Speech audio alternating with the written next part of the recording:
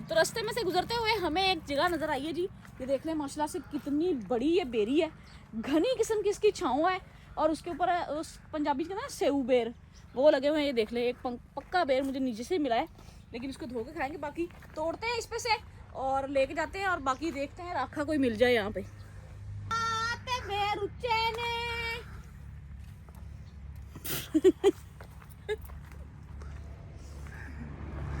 कच्चा ही तोड़ सकती है बच्चे।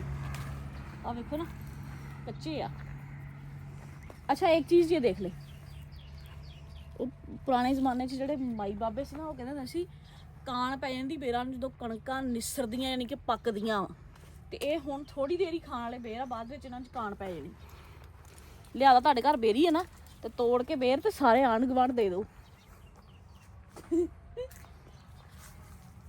ਮੇਰਾ ਹੱਥ ਨਹੀਂ ਜਾਣਦੇ ਤੋੜਾਂ ਕਿੱਥੇ। ਓਏ ਇੱਧਰ ਬੇਰ ਸਹੀ ਹੈ, ਡੂਮਣਾ ਵੀ ਨਾ ਕੋਈ ਹੋਵੇ ਉੱਤੇ, ਇਹ ਨਾ ਮੈਂ ਮੱਖੀ ਹੋਈ ਹੋਵਾਂ। ਓਹ ਮਾਸ਼ਾਅੱਲਾ